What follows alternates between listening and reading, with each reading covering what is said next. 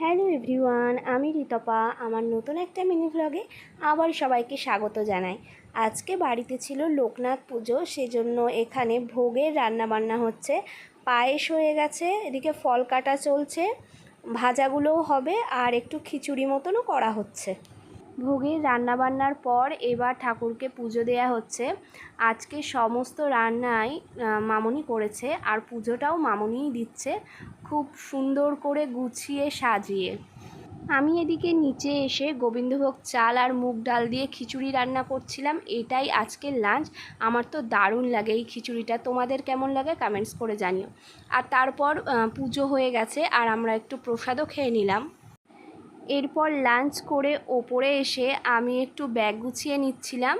আজকে রাতেই আমরা একটু দীঘা যাচ্ছি ঘুরতে, দুদিনের জন্য।